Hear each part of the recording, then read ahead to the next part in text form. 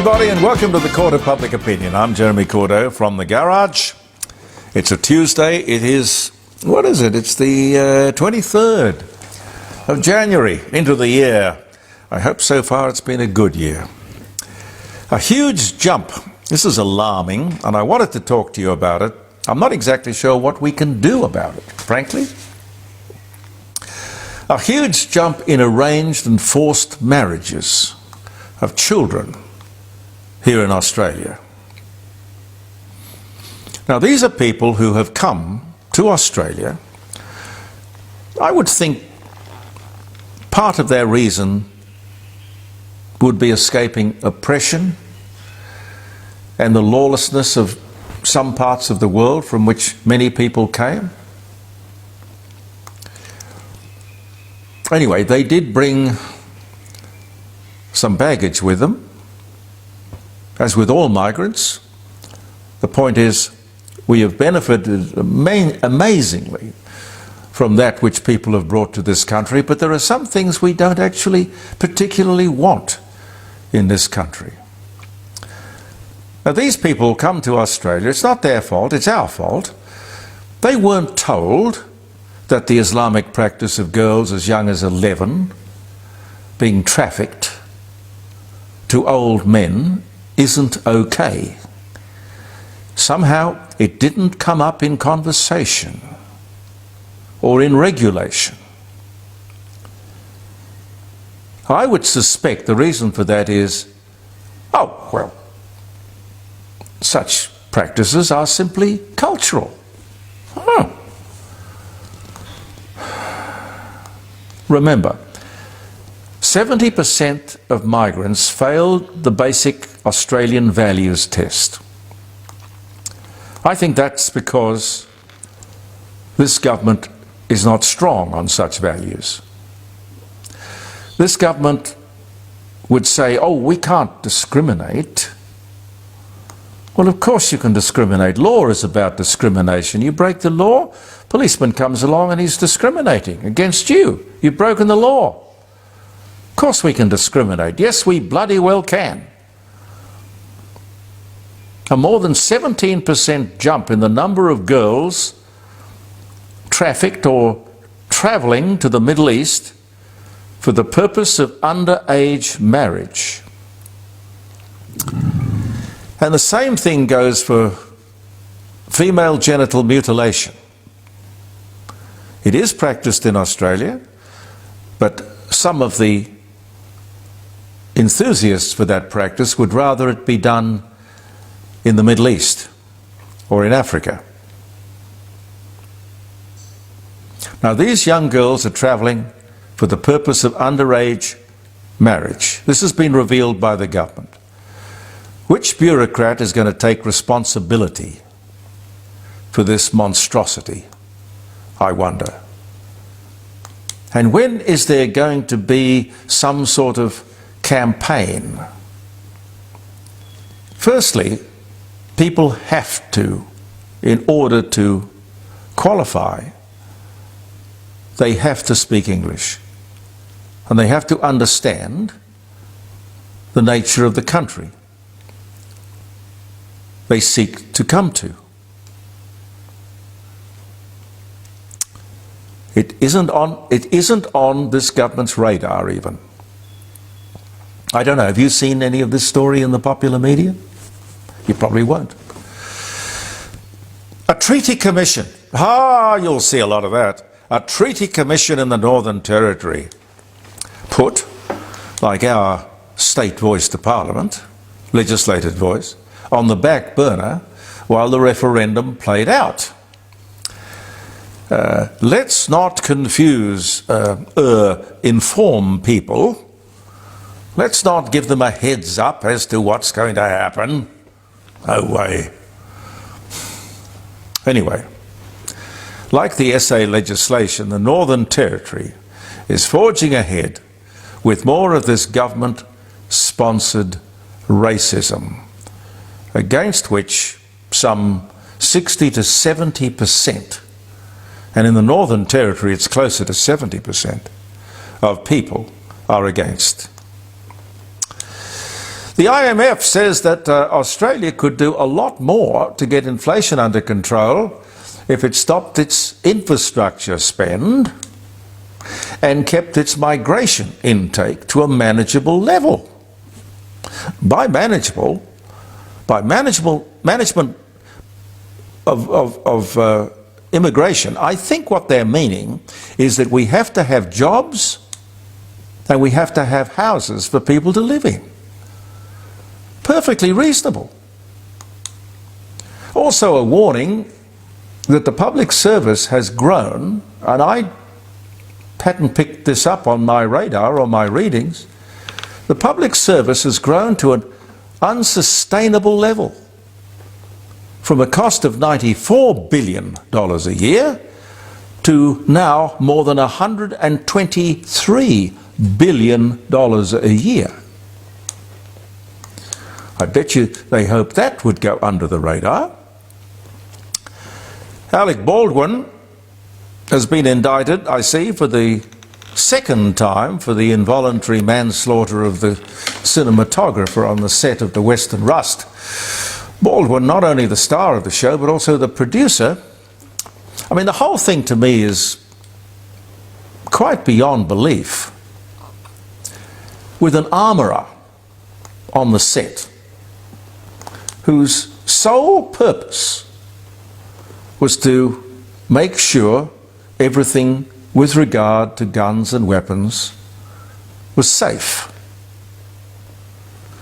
This incident should never have happened. This sort of event in the movies is, as far as I can remember, very, very rare. There are so many gunfights. I mean, just go back, you know, I mean, Tom Mix, all the way through to, I don't know, Dirty Harry. Gunfights, westerns, war movies, Hacksaw Ridge or whatever it was.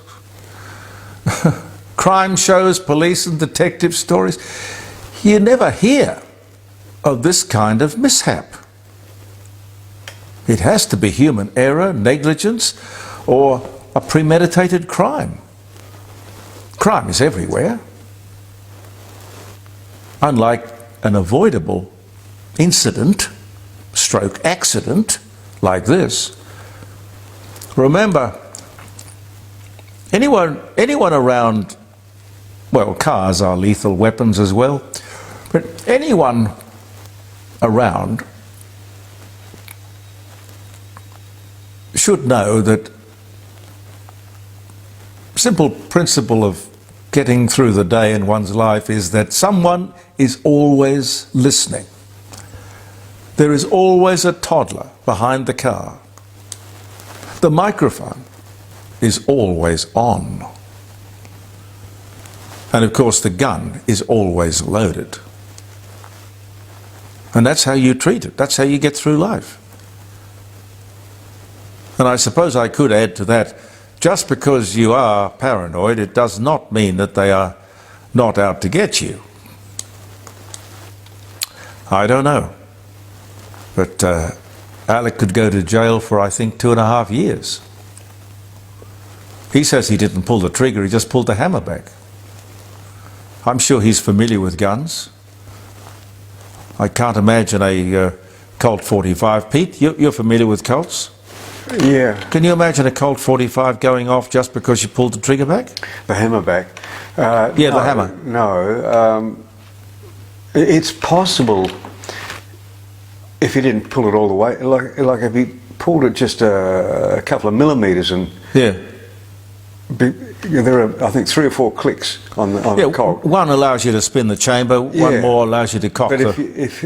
if he let go of the hammer before that first click, first notch, it could fire a bullet. But wouldn't you have to pull the trigger? He says he didn't pull the trigger. In that case, no. If it slipped out from under his thumb, it could possibly hit the prime. Okay, well then it comes back to the simple thing, why didn't the armourer or he, along the lines of the gun is always loaded, why didn't he check that the bullet in the chamber was a blank and not a live round? Inexcusable, Pete. Yeah, look, I don't know how they probably put bullets in that have lead, so that when you're looking at the gun, it you looks can see like something. It's real, Yeah. All right. Yeah. So he wouldn't have known that. They employed an armourer for that sole purpose. It was her first, her first gig. Oh. I really don't think. I don't think you could expect Alec Baldwin to realise that they weren't real bullets. As I say, they would probably put bullets that have no primer, no powder, but they would have the lead in it. Yeah, well, I frankly think live rounds on a movie set, well, shouldn't have been there. Should not be there. Should not be there. Anyway, we'll watch it, as they say, with interest. I don't know if they are totally responsible, but here's a question. Our smartphones, this came up when we were doing our live broadcast, live streaming on Friday. This came up on the show. Are smartphones making our children dumb? Smartphones, dumb kids? I don't know, it seems like rather counterintuitive to me. Doesn't sound right. What are we doing? The smartphone can do just about anything, with more to come, of course. And I guess we all need AI, artificial intelligence, one way or another. We won't have any of our own if we keep on getting dumber. We will need artificial intelligence. They tell me that the brain is a bit like a muscle. You must use it. What do they say? If you don't use it, you'll lose it? Use it or lose it. Yeah. It's pretty frightening if we're creating a future population of zombies, and you can see the kids walking around the street, just their eyes are glued. They'll walk straight across the road, eyes glued to either texting something or reading a text or making a phone call or something. A rather sad story, I thought, on the 3AW.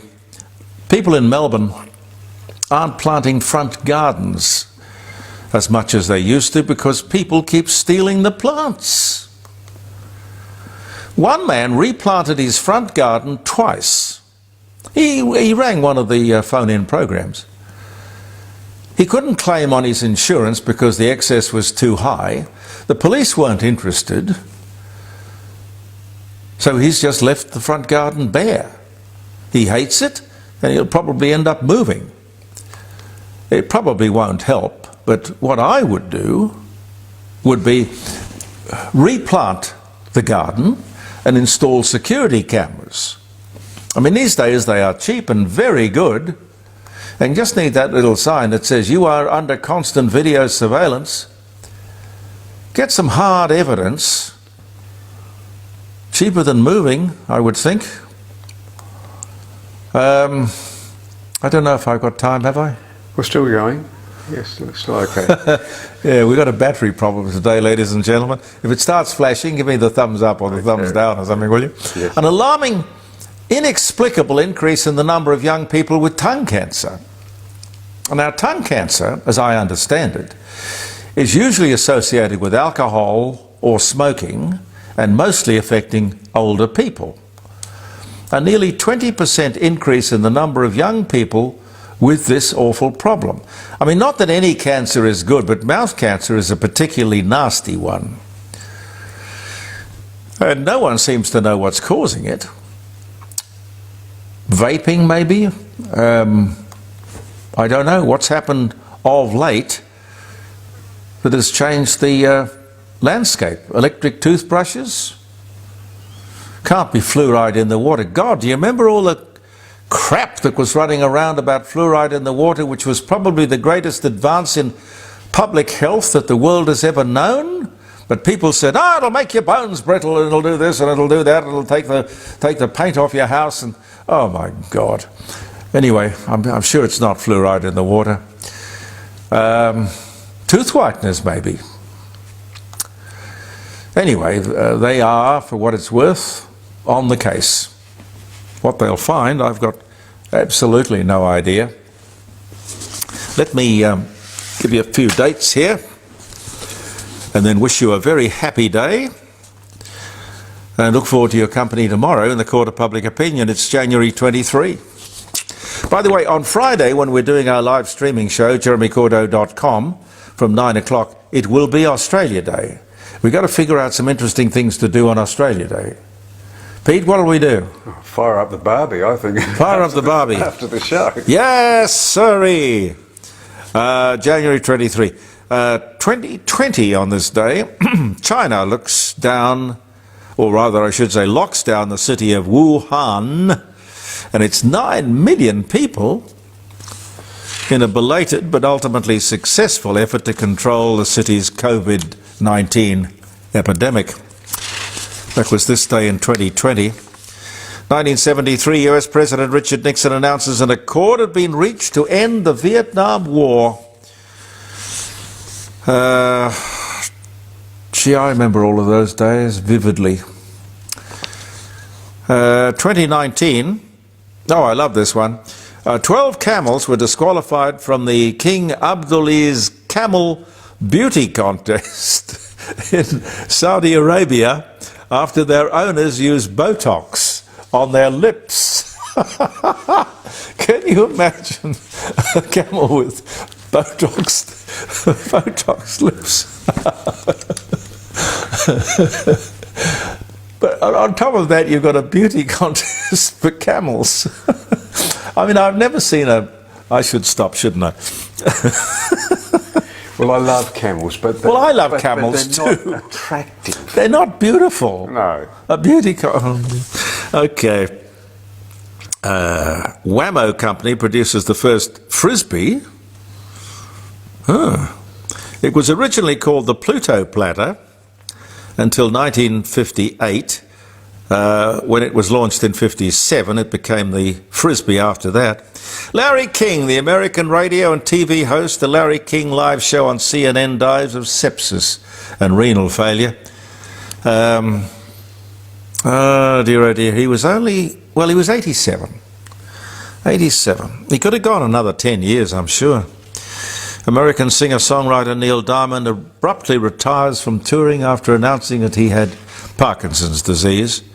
2018. I love him. He's wonderful. The world's largest oil spill caused by embattled Iraqi forces in Kuwait, 1991. And I'll leave you with one more. Chelsea Sullenberger. We had him on the show. Dear Chelsea Sullenberger, marvellous man. Went on to write books. He's retired now. American pilot successfully executed emergency landing US Airways Flight 1549 on the Hudson River. He was born in Denison, Texas on this day in 1951. He's younger than me. Why did you retire? Chelsea? Solly Sullenberg, they used to call him. Anyway, it was a great interview. I haven't read his book yet. But it would be a very good book to get and to buy. Thank you very much for being with us, ladies and gentlemen. You'll be happy to know. Oh, by the way, I've had a few messages about the fly. Pete, you notice the fly hasn't come back? Well, no, it must have died of starvation. Oh, well, it could. We were down here for 3 weeks. Well, it could. We were away for about a month, and I suppose it died of perhaps boredom. Oh, I don't know. Anyway, we like to be of service. But thank you for noticing that. Appreciate that. We'll see you tomorrow. Believe in yourself. I'm Jeremy Cordo, Peter Clayton behind the camera. We will see you then. Goodbye for now, and thank you for viewing the Court of Public Opinion.